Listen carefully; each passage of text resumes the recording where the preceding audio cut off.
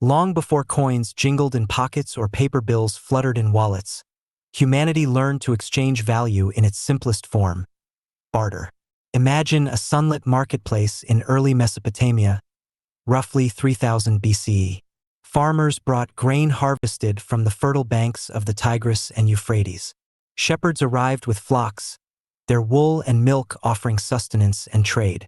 Craftsmen displayed clay pots and woven baskets, each piece painstakingly molded or braided by human hands.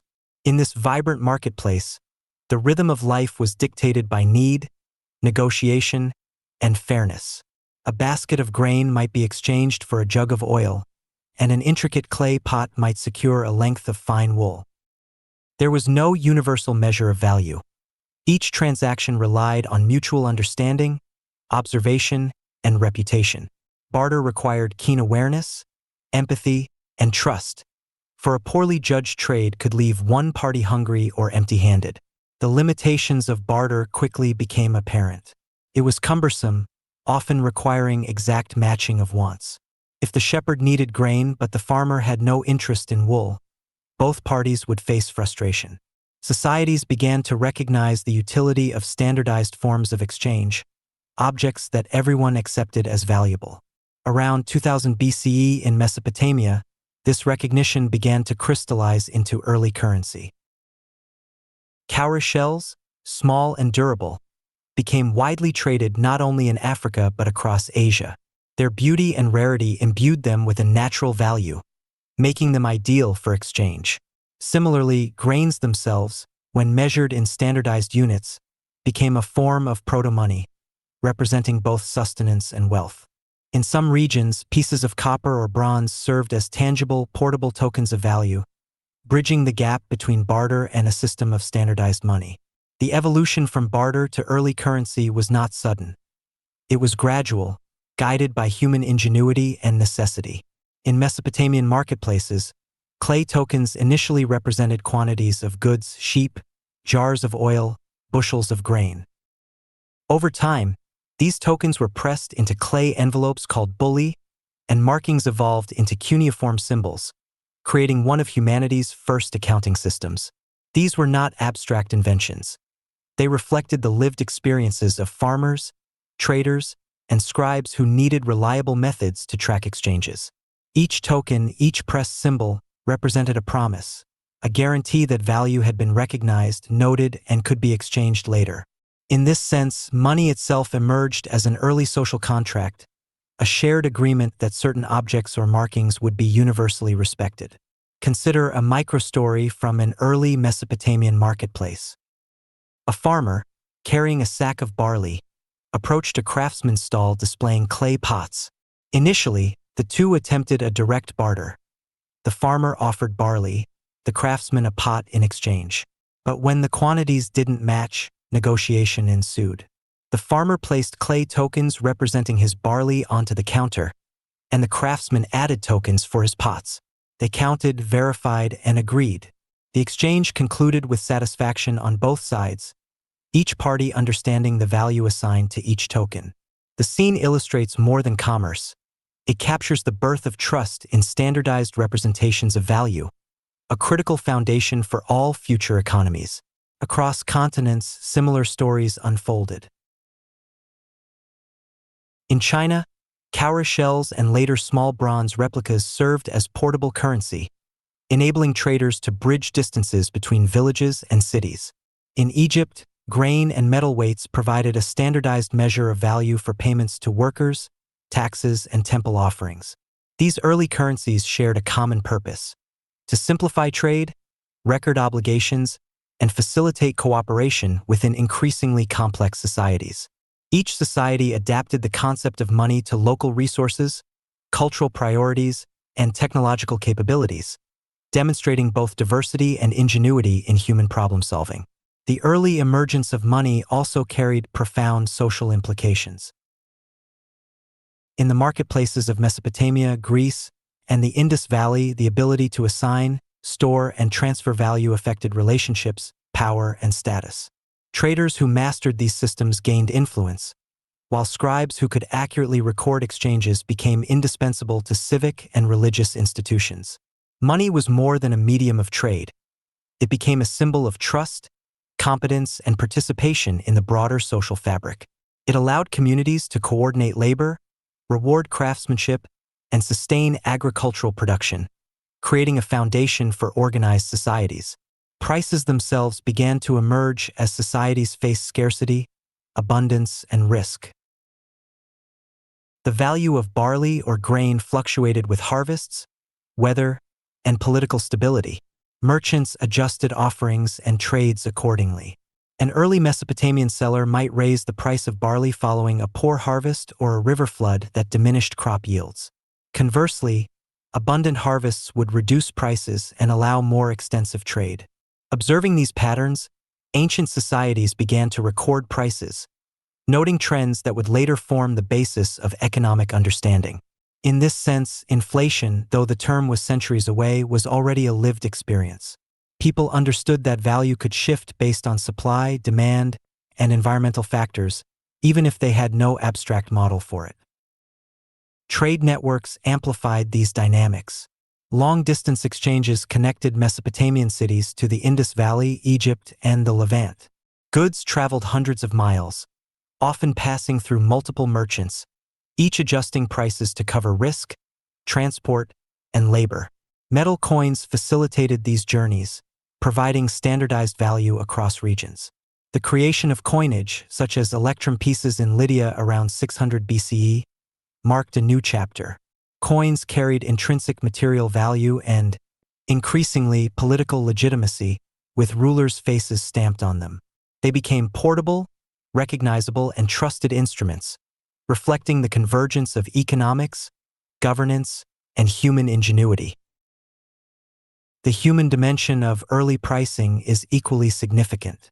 Each transaction, negotiation, and trade was imbued with relationships, trust, and reputation.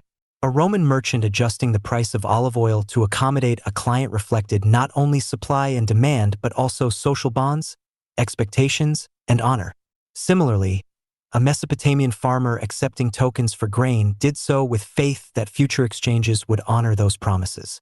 These interactions reveal that economic systems are never purely mechanical. They are profoundly human, relying on understanding, empathy, and shared rules. Observing early marketplaces also uncovers the psychological effects of money.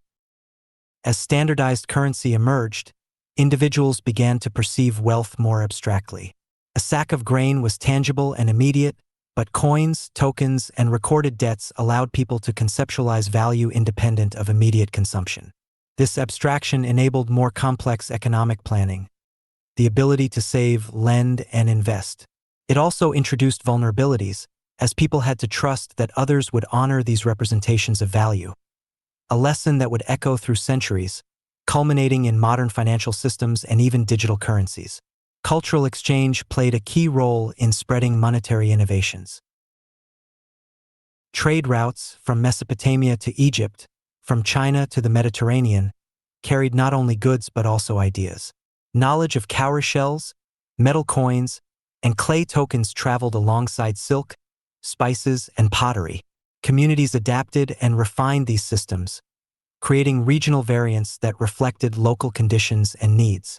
Each adaptation further demonstrates human creativity, pragmatism, and the universal quest to facilitate cooperation and trade. By the end of this early chapter of monetary history, a clear pattern emerges. Humans developed increasingly sophisticated tools to assign, record, and transfer value.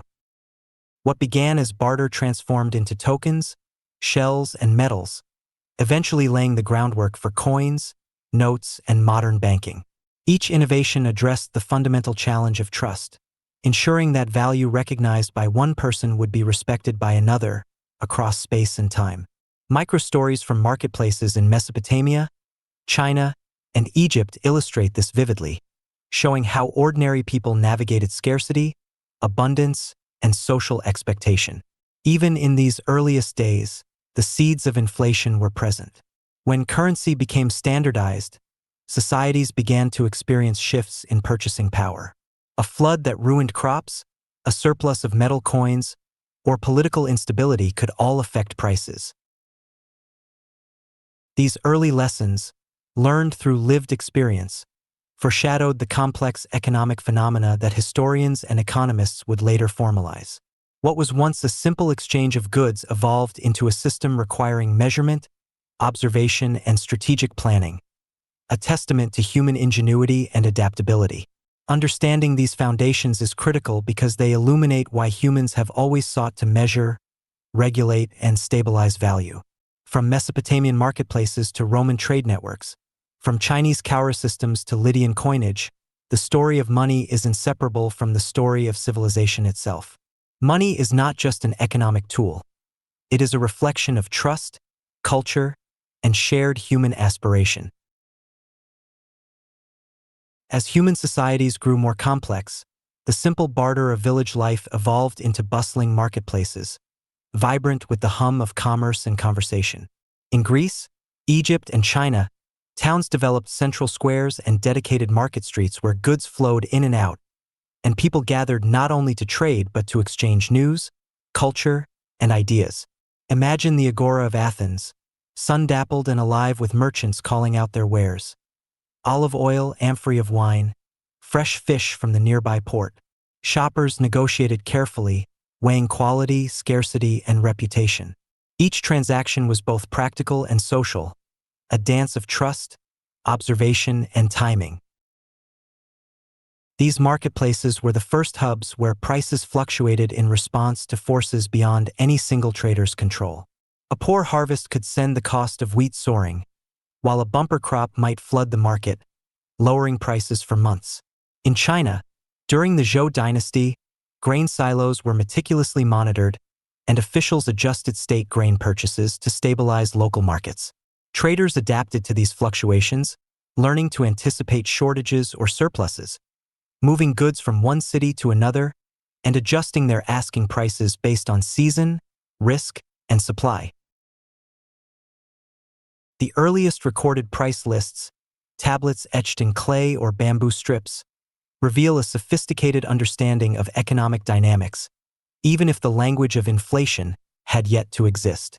Consider the microstory of a Roman merchant in the 1st century BCE, transporting grain along the Appian Way from the fertile plains of Campania to Rome. Each day brought new variables: a storm delaying wagons, a toll levied by a local magistrate, or competition from rival merchants offering slightly cheaper goods. The price of grain fluctuated hour by hour. The merchant kept careful records, noting when to store stock and when to sell quickly before values dropped. This meticulous attention to changing circumstances demonstrates that even in ancient economies, individuals were acutely aware of the instability inherent in supply and demand, shaping their decisions and livelihoods.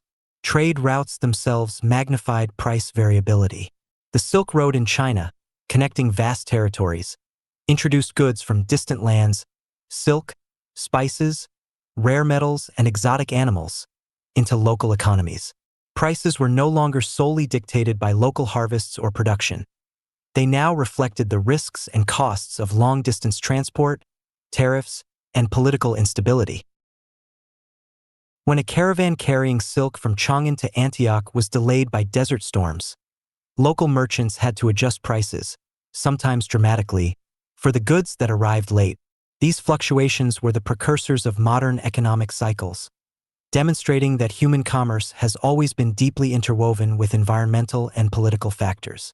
In Egypt, the marketplaces along the Nile were similarly responsive to seasonal and political pressures. The annual inundation of the river determined crop yields, dictating the availability of grain and influencing its market value. Taxes paid in grain to the pharaoh's officials created additional layers of economic complexity, as merchants navigated both supply constraints and bureaucratic requirements. When floods were too high or too low, scarcity drove prices upward, while favorable conditions encouraged trade and lower prices. Merchants learned to read the river as both a life-giving force and a determinant of economic stability. Price changes were not only about scarcity. Human conflict and ambition shaped the market as well. In Greece, wars between city-states often disrupted trade, leading to shortages of essential goods and sudden spikes in prices. A blockade on grain shipments could make basic sustenance a luxury, while a victorious army might introduce a glut of captured resources, temporarily lowering costs. Merchants became adept at assessing political landscapes as carefully as they assessed supply, learning that prices were a reflection not only of tangible resources but of human action, planning, and unpredictability. The human element is central to these early marketplaces. Negotiation, persuasion, and reputation determined whether a transaction succeeded. Buyers and sellers alike learned to anticipate one another's behavior, to read social cues, and to establish credibility. In China, marketplace officials sometimes acted as arbitrators, ensuring that disputes over weight, quality, or promised delivery were resolved fairly. Similarly, in Rome, guilds and collegia regulated trade, establishing standards and mediating conflicts to maintain trust. Without this human infrastructure, the early systems of pricing and trade could not function. Economics, even in its earliest forms, was inseparable from social interaction and shared norms. Cultural exchange played a pivotal role in shaping how prices were understood and managed. As goods moved along trade networks, ideas about value, measurement, and currency traveled alongside them. Greek merchants visiting Egyptian ports observed standardized weights and measures, incorporating these methods into their own practices. Chinese traders along the Silk Road adapted foreign concepts of credit and accounting to local customs. The intermingling of ideas created more sophisticated systems for tracking, pricing, and predicting market behavior. The marketplaces were not just centers of commerce. They were laboratories of human ingenuity, observation, and adaptation. Microstories illustrate these dynamics vividly. A Roman grain merchant might travel for days to purchase wheat in distant provinces, carefully timing purchases to avoid shortages caused by transport delays or political unrest. In Alexandria, Egypt, merchants monitored river levels, harvest reports, and tax edicts, adjusting prices accordingly. In Zhou Dynasty China, local officials and traders coordinated to ensure that markets remained supplied while preventing famine-driven inflation. Each story reflects the delicate balance between human planning, environmental conditions, and the inherent unpredictability of supply and demand. Early records show that societies actively tried to understand and mitigate price volatility. Tablets from Mesopotamia list standardized measures for grain, silver, and livestock, allowing for consistent valuation across cities. Roman laws regulated certain goods to prevent extreme price fluctuations, attempting to protect consumers and maintain social stability. In China, astronomers and mathematicians developed rudimentary predictive models for harvest cycles, using observations of the moon, stars, and climate patterns to forecast potential shortages or surpluses. These efforts demonstrate that concern with price stability is ancient and universal, emerging wherever societies depended on trade and cooperation. The impact of early price changes went beyond economics. When food became scarce or expensive, social tension could rise. Riots over grain prices were documented in Rome, while in China, officials sometimes distributed surplus grain to prevent unrest. These events reveal that economic fluctuations are deeply connected to human well-being, governance, and trust in institutions. Understanding price changes was not an abstract exercise. It was a matter of survival, fairness, and social cohesion. Might spoil crops, a caravan could be ambushed, or political decrees could alter trade rules overnight. Merchants developed resilience and strategy, learning to hedge risks, diversify goods, and store reserves for difficult times. Prices became both a reflection of immediate conditions and a tool for anticipating future scarcity, revealing a sophisticated economic awareness long before modern finance. The story of ancient marketplaces also teaches a lesson in human adaptability. Societies had to navigate unpredictable environmental factors, political instability, and social needs. Traders, officials, and citizens alike participated in a dynamic feedback loop. Prices responded to events, and human decisions in turn shaped markets. This interplay between human agency and circumstance is a core lesson in understanding inflation, even in its earliest forms. By observing the ebb and flow of goods, Early civilizations laid the groundwork for concepts we recognize today as supply, demand, and price stability.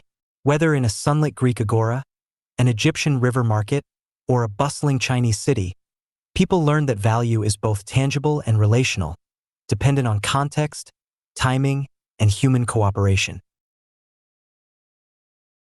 The first fluctuations in price were not failures of understanding. They were the natural outcome of living in a world of scarcity and abundance, opportunity and risk. As the Roman Republic transitioned into empire, money evolved from simple coins to a complex system capable of supporting armies, public works, and vast trade networks. The denarius became the backbone of Roman commerce, a silver coin whose weight and purity initially held trust across the Mediterranean. Merchants, soldiers, and citizens all relied on the consistency of these coins, recognizing their value not merely as metal, but as a guarantee backed by the authority of Rome.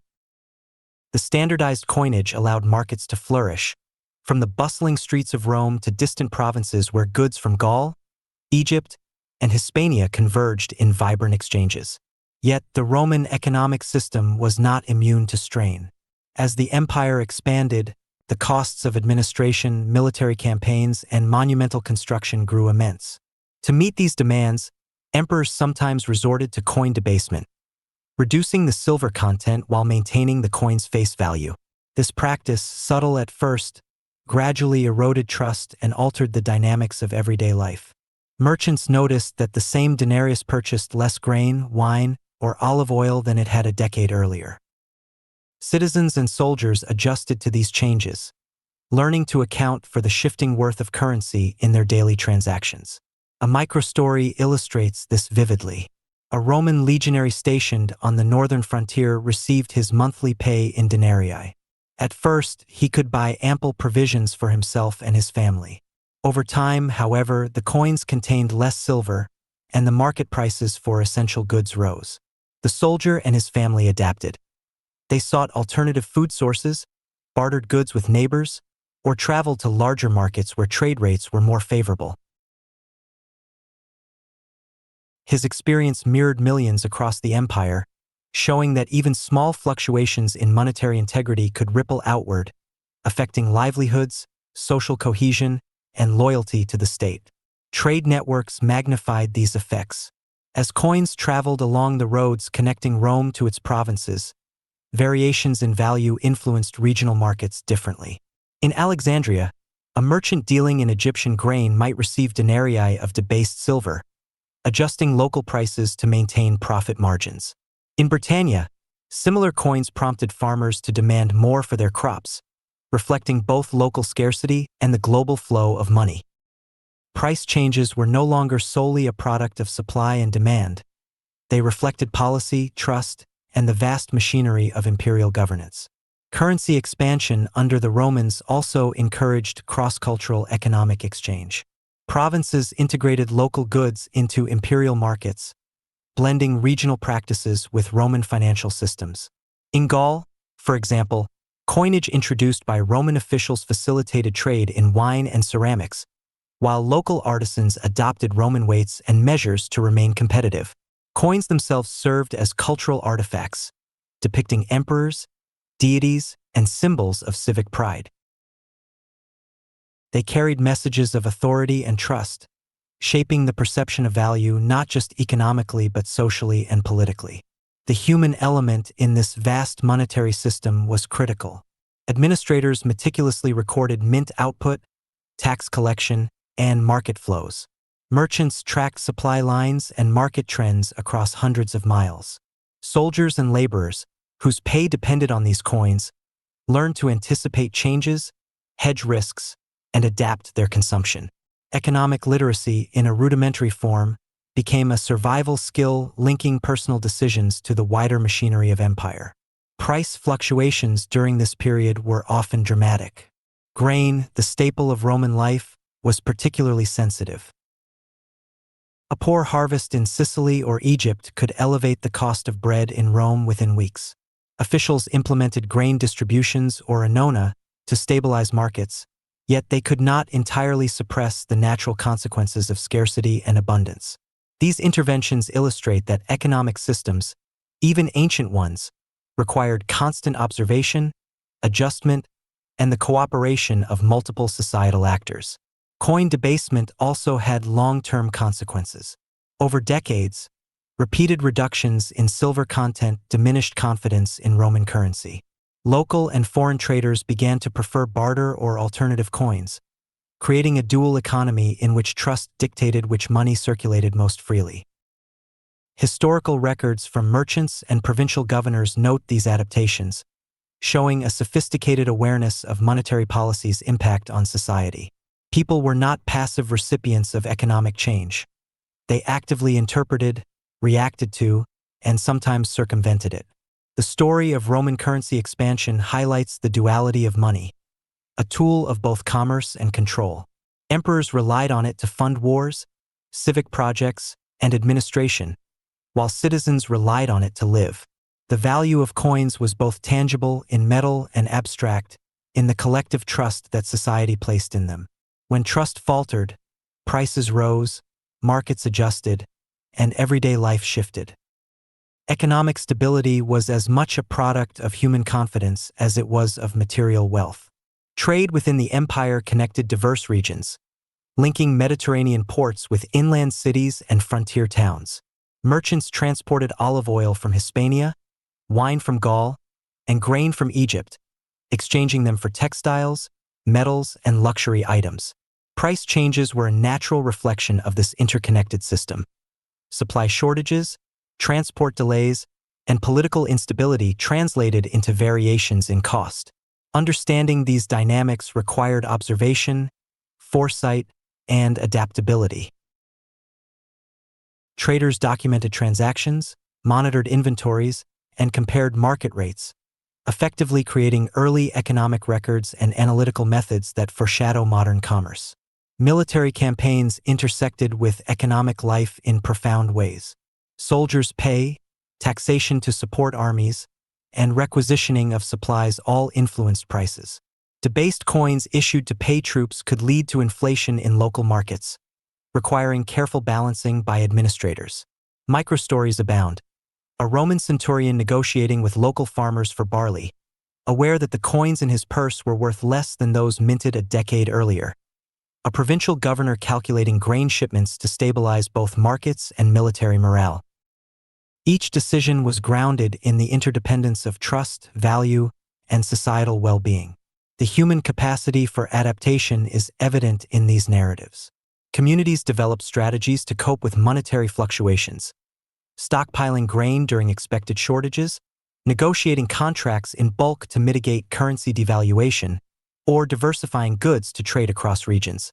Merchants became adept at reading subtle signs, climate patterns affecting harvests, political shifts that might alter taxation, or rumors of coin debasement, and translating them into practical pricing strategies. These behaviors reflect an early form of economic intelligence, demonstrating that even in ancient times, people actively engaged with the dynamics of inflation and value. Cultural exchange reinforced economic sophistication. Roman coinage influenced neighboring civilizations, while ideas about pricing, weights, and trade practices circulated along established routes. In Egypt, Roman coins were often overstruck on local currency, blending authority and trust from two cultures. In Northern Europe, tribes adopted coinage selectively, integrating it into barter systems while maintaining local customs. Such interactions illustrate how money, prices, and value are simultaneously economic and social phenomena, shaped by both human invention and intercultural contact. In observing the rise of empires and the expansion of currency, we see the foundational principles of economics in action: supply, demand, trust, and adaptation. Price changes reflected both tangible scarcity and the abstract confidence that societies placed in money as a medium of exchange. From a soldier adjusting to debased coins to merchants coordinating long-distance trade, the interplay of human agency, policy, and environment created a dynamic economic system that resonates across centuries. Through these experiences, civilizations learned that money is more than metal. It is a system of promises, relationships, and societal trust. The Roman Empire, with its sophisticated coinage, administrative oversight, and far-reaching trade networks, exemplifies how large-scale economies rely not only on resources, but on the human understanding and management of value. Inflation, fluctuations, and adaptation were woven into the very fabric of empire, shaping lives and institutions alike. As the 18th century progressed, economies across Europe began to experience profound transformations. The rise of industrial production, urban centers, and mechanized trade demanded a more flexible and scalable system of money than the centuries-old reliance on coins. Metal coins, heavy and cumbersome, could not keep pace with the growing demands of factories, banks, and bustling marketplaces. Paper currency emerged as a solution, offering portability, divisibility, and the capacity to represent substantial sums without the physical limitations of gold and silver. The initial adoption of paper money was cautious. Merchants and citizens alike had to trust that these fragile sheets of paper truly represented value backed by tangible assets or government promise. Early banknotes issued by private banks in Britain, the Netherlands, and France circulated alongside traditional coins, gradually gaining legitimacy through repeated use and the authority of reputable institutions. In many towns, shopkeepers would examine the signatures, watermarks, and seals on notes to ensure authenticity before accepting them, illustrating the human dimension of trust in currency. The Industrial Revolution accelerated the need for this innovation. Factories employing hundreds or thousands of workers required payroll systems that could deliver wages efficiently. Merchants and suppliers needed reliable means to settle transactions over distances increasingly connected by canals, railways, and roads. Paper money enabled this fluidity, allowing capital to move faster than ever before. Alongside the expansion of banks came the rise of financial instruments. Checks, promissory notes, and letters of credit began to complement cash, creating a layered and sophisticated monetary ecosystem. A microstory captures this human experience vividly. In Manchester, an industrial town in early 19th century England, a family of weavers depended on the factory for wages paid in banknotes. One month, the rising cost of bread, coal, and textiles meant that their notes purchased less than in previous months. The parents adjusted by purchasing grains in bulk, negotiating credit with local shopkeepers, and conserving coal for heating. Children assisted by gathering wild herbs and supplementing family meals, reflecting the resilience and adaptability of ordinary people facing the practical consequences of inflation and economic change. Paper money also transformed trade beyond local markets. With the proliferation of railroads and steamships, goods could move further and faster than ever before. Traders used banknotes and drafts to purchase raw materials from distant regions, reducing the need to carry heavy coins over hundreds of miles. The fluidity of paper currency allowed markets to expand, yet it also introduced new vulnerabilities.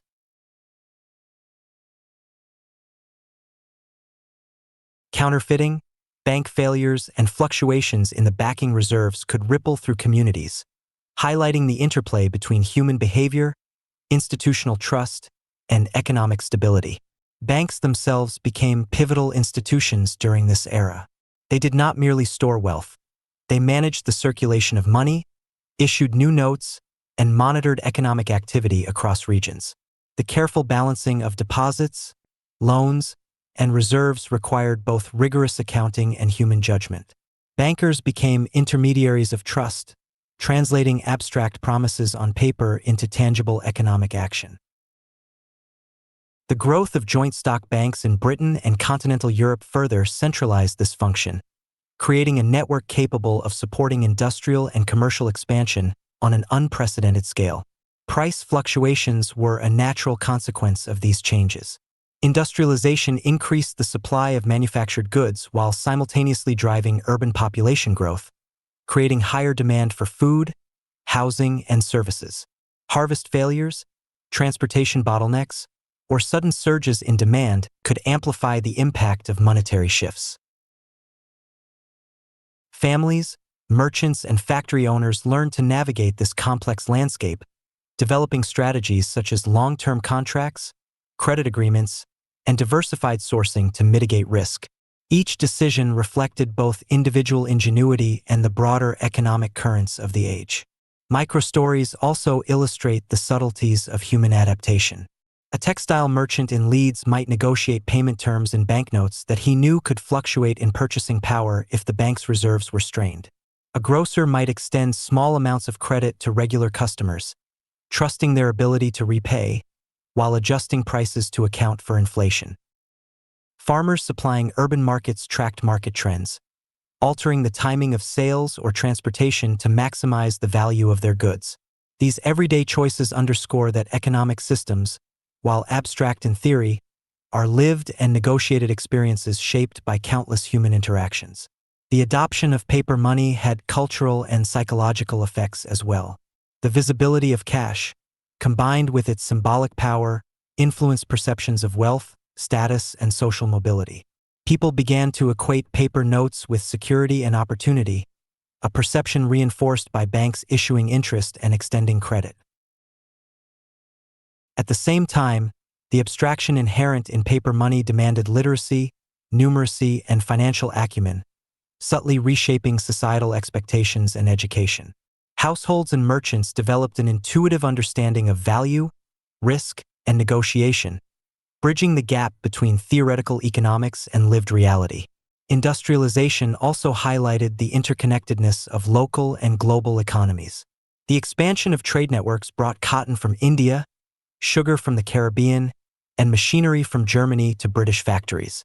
Each transaction, often facilitated by paper currency, reflected the combined influence of natural resources, labor, technological innovation, and human trust. When disruptions occurred, strikes, crop failures, or banking crises, they reverberated through distant markets, emphasizing the delicate balance between production, exchange, and monetary stability. The era also witnessed the emergence of public awareness about economic phenomena. Pamphlets, newspapers, and lectures discussed the principles of money supply, inflation, and interest rates.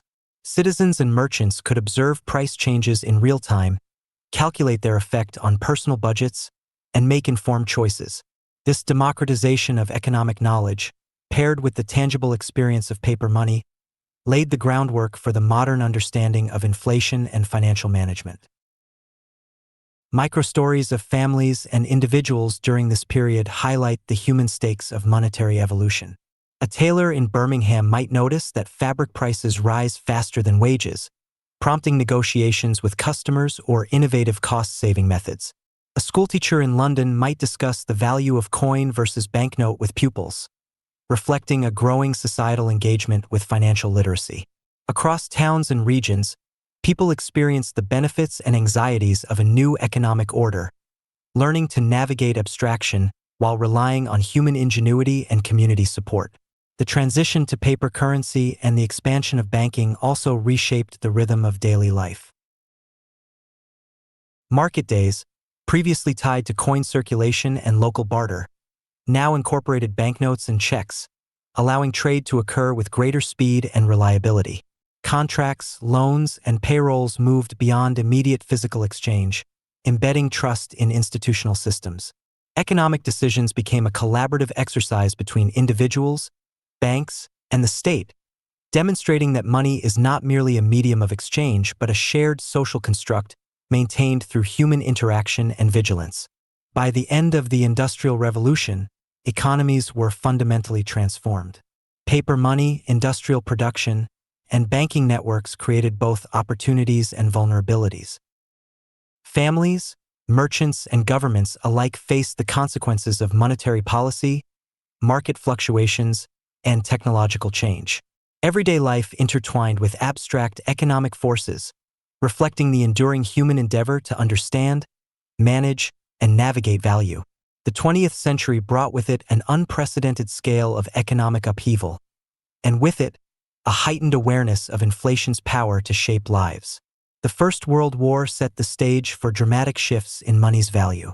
Nations mobilized entire economies for conflict, directing resources toward armaments, food supplies, and troop support. Governments issued vast quantities of paper currency to fund the war, often without sufficient backing in gold or tangible assets. In many regions, citizens watched as the purchasing power of their wages diminished almost overnight. A family in Berlin, reliant on modest savings and a father's small government salary, discovered that bread that cost a few marks in 1914 had become exponentially more expensive by 1918. Each meal, each purchase, became a negotiation between necessity and affordability, as currency struggled to maintain its symbolic and practical value. In parallel, inflation intertwined with social and political tensions. When money lost its worth rapidly, the trust between governments and citizens eroded. Hyperinflation in post-war Germany is the quintessential illustration of this dynamic. The Weimar Republic faced staggering reparations, political instability, and industrial disruptions, all compounding economic strain. A microstory highlights this human experience. A shopkeeper in Berlin arrived at his store one morning to find that a loaf of bread, priced at 250 marks the previous day, now required 5,000 marks. Families resorted to bartering goods, carrying wheelbarrows full of currency to purchase essentials. Clerks, teachers, and laborers recalculated wages daily, accounting for the dizzying acceleration of price changes. Even small children grasped the surreal nature of money as it transformed from a medium of exchange to a fleeting token of trust. Meanwhile, across the Atlantic, the United States and other nations experienced the contrasting phenomenon of deflation during the Great Depression. While the world had witnessed currency losing value, here, prices plunged due to collapsing demand, massive unemployment, and banking failures. Families and businesses faced the opposite challenge. The value of money increased, but with wages, savings, and opportunities shrinking, everyday life remained precarious. A factory worker in Detroit observed his paycheck purchasing slightly more groceries each week, but the absence of employment opportunities and declining wages rendered the gain almost meaningless. This juxtaposition of inflation and deflation underscored the complex, human-centered reality of economic forces. Abstract concepts became tangible in the lives of ordinary people. World War II reignited inflationary pressures across Europe and Asia. Governments, again in wartime mobilization, printed currency and rationed goods to support vast military operations.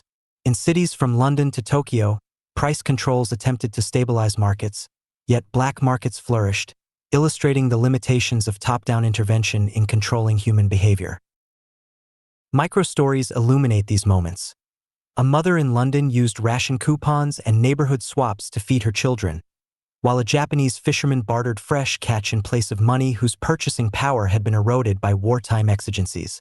These lived experiences reveal the intimate link between trust, currency, and survival, an ongoing theme in the history of inflation. Hyperinflation reached its apex in Weimar Germany in the early 1920s, providing a stark lesson in the fragility of money. At its peak, the mark had devalued so severely that prices could double within hours. Market stalls displayed goods with literally hundreds of zeros in their prices. People became adept at practical adaptation, using wheelbarrows to transport banknotes, converting savings into tangible assets like furniture, jewelry, or food, and seeking stable foreign currency when possible. The human cost was profound. Savings evaporated, pensions became meaningless, and social tension escalated. Yet even amid this chaos, resilience emerged. Communities organized barter systems, families supported each other, and everyday ingenuity mitigated the harshest consequences. Observing these adaptations provides insight into how societies navigate the unpredictable interplay between policy, economy, and human need. The post-war period introduced new mechanisms to manage inflation, including central banks, monetary policy, and international coordination. The establishment of the Federal Reserve in the United States, alongside institutions like the Bank of England and the International Monetary Fund, reflected a growing recognition that the human and economic consequences of unchecked inflation could be mitigated through foresight, planning, and policy. Governments experimented with interest rate adjustments, currency stabilization programs, and public communication to maintain trust. Microstories from this period show ordinary citizens interacting with these systems. A farmer in France consulting local banks on loans to rebuild after wartime destruction, or a clerk in New York City watching the consumer price index adjust and reflect the rising cost of bread, coal, and clothing. These interactions underscore the entwined nature of policy, economics, and lived experience. The global economy became increasingly interconnected by mid-century, making inflation no longer a purely local phenomenon. Oil crises, geopolitical tensions, and industrial growth in emerging economies transmitted price changes across continents. A family in the United States noticed rising fuel prices affecting everything from commuting costs to food distribution, while merchants in London adjusted import costs from Europe and Asia in response to shifting exchange rates. The microstory of a shopkeeper adjusting prices daily, calculating supply costs, and balancing the need for profit with fairness to customers captures the human dimension of these macroeconomic forces. Every decision in marketplaces, households, and offices reflected a constant dialogue with inflation, making abstract economic theory tangible. Even in contemporary times, inflation continues to influence human behavior, decisions, and societal norms. Central banks monitor metrics, set targets, and communicate strategies, but individuals experience the consequences firsthand. The rising cost of groceries, housing, transportation, and education. Microstories illustrate personal adaptation. A young professional budgeting for rent and student loans while monitoring grocery prices, or a retired couple adjusting pensions and savings to maintain purchasing power. These narratives highlight a timeless truth. While economists analyze trends and models, the human response to price changes remains immediate, intuitive, and deeply felt. Inflation, in essence, is the quiet companion of progress. It reflects human ingenuity, environmental limitations, political decisions, and technological advancement. Throughout the 20th century, it demonstrated both the vulnerabilities and resilience of societies. Wars, depressions, and policy missteps challenged individuals to adapt, innovate, and support one another, showing that economic forces, while abstract, are inseparable from human experience. The microstories embedded within this history remind us that every fluctuation, every adjustment, and every choice is grounded in lived reality. As the century progressed, nations developed sophisticated tools to monitor and manage inflation. Indexes, predictive models, and global collaboration enabled more responsive economic policies. Citizens, in turn, grew more financially literate, learning to interpret price signals, adjust consumption, and plan for uncertainty.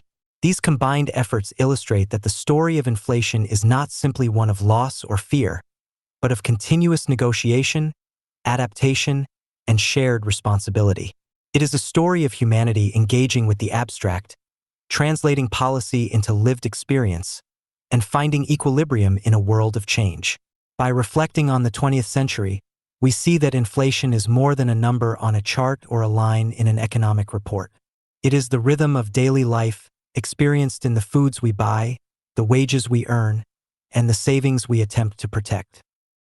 It connects centuries of human effort, from early merchants and Roman soldiers to industrial families and modern shopkeepers, demonstrating that money's value is inseparable from trust, ingenuity, and communal resilience.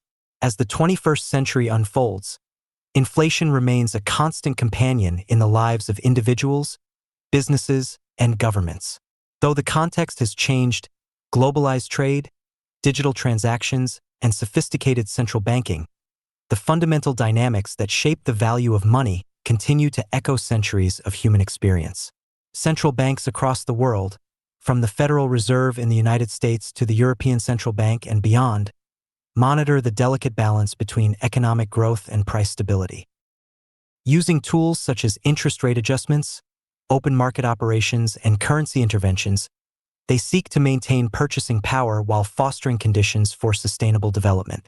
For many citizens, these policies operate quietly in the background, yet their effects ripple through everyday life, influencing wages, prices, borrowing costs, and investment returns.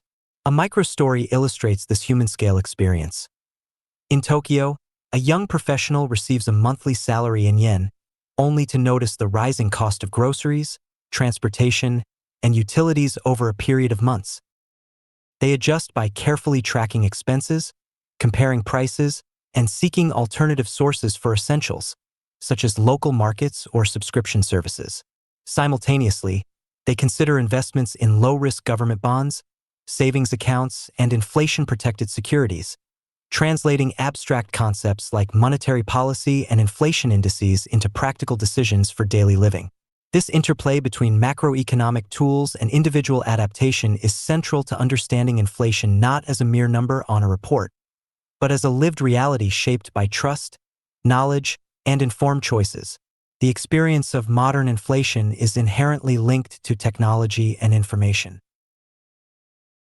Today, data travels instantly across continents, enabling governments and analysts to monitor consumer prices, employment statistics, and production levels in near real time. Sophisticated models predict trends, yet the human response remains essential. A family in Nairobi may adjust household budgets in anticipation of rising fuel costs, just as a small business in Sao Paulo may renegotiate supplier contracts to maintain margins. Microstories like these underscore that while technology enhances understanding and forecasting, human judgment, adaptability, and collaboration continue to play vital roles in economic resilience. Historically, the principles underpinning contemporary management of inflation are remarkably consistent with earlier periods. From the barter systems of Mesopotamia to Roman coinage, industrial-era banknotes, and the hyperinflation of Weimar Germany, the central theme is trust, in institutions, in money, and in one another. Today's central banks formalize this trust, establishing transparent mechanisms for currency issuance, fiscal coordination, and public communication. By observing and responding to these mechanisms, individuals internalize lessons of financial prudence and awareness, mirroring centuries of adaptive human behavior. Microstories provide insight into how communities translate these abstract policies into lived experience. A retiree in New York City, reliant on fixed pension income, monitors inflation trends and adjusts spending on groceries and utilities. They may decide to invest in inflation-protected assets, diversify savings, or seek additional income streams. A university student in Berlin budgets for rent, transport, and study materials, learning to forecast expenses in the face of fluctuating prices. Across households, the human response to inflation combines foresight, negotiation, and adaptability, a direct continuation of historical practices where individuals observed price trends, bartered goods, and adjusted lifestyles in response to economic change. Central banks not only set policy but also influence expectations. Communication strategies, published targets, and economic projections provide the public with frameworks for planning and investment. This feedback loop between institutional transparency and individual decision-making is a modern echo of the trust relationships seen in early marketplaces. Just as Roman merchants gauged the reliability of coinage or industrial families navigated fluctuating wages, today's citizens evaluate the credibility of central banks, market forecasts, and financial news to make informed choices about consumption, saving, and investment. Education emerges as another critical pillar. Financial literacy programs, public seminars, and digital tools allow people to interpret inflation data, understand interest rates, and plan for the future. Schools integrate practical mathematics, economics, and personal finance into curricula, equipping the next generation with the skills to navigate complex financial landscapes. A parent teaching their child to distinguish between nominal and real value, or a young professional exploring investment options online, continues a lineage of knowledge transfer stretching back to early traders, Roman moneylenders, and industrial-age shopkeepers. Microstories in these contexts reveal that the human element, curiosity, learning, and adaptability, is as essential as monetary policy in shaping economic resilience. Modern inflation is also shaped by global interconnectivity. Supply chains spanning continents, technological innovations, and geopolitical events create complex interactions between production, demand, and currency value. A manufacturer in Mumbai responds to rising material costs due to shipping delays. A cafe owner in Paris adjusts prices as energy costs fluctuate. A farmer in Iowa considers futures markets to hedge against potential commodity inflation. Each instance reflects the interconnectedness of modern economies and the necessity for human judgment in interpreting and responding to these forces.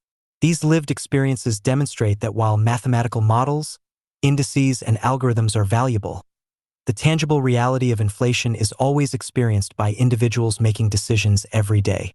Technological innovation extends beyond observation and prediction to direct management. Digital banking, online investment platforms, and mobile payment systems allow people to monitor spending, manage portfolios, and respond instantly to economic changes. The immediacy of information and financial transactions transforms traditional experiences of inflation. A family using a budgeting app can see in real time how rising costs of energy or groceries affect monthly expenses, enabling faster, more informed decisions. A microstory illustrates a freelance designer in Cape Town who adjusts project rates in response to changing currency values and purchasing power, integrating technological tools into practical human responses. Beyond finance, the narrative of inflation carries philosophical and societal lessons. It underscores the importance of foresight, collective trust, and adaptive behavior in maintaining social cohesion and economic stability. Communities have always relied on shared knowledge, transparent systems, and cooperative strategies to navigate scarcity and abundance. Just as ancient markets operated on reputation and trust, modern economies function on confidence in institutions and shared understanding of economic principles. Microstories from neighborhoods, workplaces, and schools reflect the subtle, everyday negotiations that sustain economic life, reminding viewers that abstract concepts like inflation have tangible, human consequences. Finally, understanding and managing inflation today is both a privilege and responsibility. Individuals contribute to economic stability through informed choices, prudent investment, and engagement with public discourse. Governments and central banks depend on transparency, expertise, and public trust to guide policy effectively. The continuity from early trade to modern financial systems illustrates a persistent human endeavor to measure, understand, and navigate the value of resources over time. A young entrepreneur in Buenos Aires adjusting pricing for imported goods, a retiree in Toronto balancing living costs with savings, or a student in Tokyo planning for tuition, all participate in this ongoing story, connecting historical lessons with present-day action. Inflation, then, is not merely a statistic or a concern for policymakers. It is a lived, continuous human experience, woven into the rhythm of everyday life. The story of inflation reflects centuries of adaptation, ingenuity, and resilience. From Mesopotamian traders exchanging grain to industrial families adjusting wages and living costs, and finally to modern individuals navigating globalized economies and digital finance, humanity's engagement with inflation embodies both challenge and learning. Each transaction, each adjustment, and each decision contributes to a collective understanding of money, value, and trust. As viewers consider the story of inflation, the invitation is not only to observe history but to engage with it in daily life. Awareness, prudence, and reflection allow individuals to participate in a shared journey that spans millennia. Every choice, from budgeting at home to participating in investment markets, honors a continuum of human ingenuity, collaboration, and adaptation. The narrative of inflation is ultimately a story of trust, resilience, and the quiet yet powerful human capacity to navigate uncertainty, ensuring that money continues to serve as a tool for opportunity, stability, and connection across generations.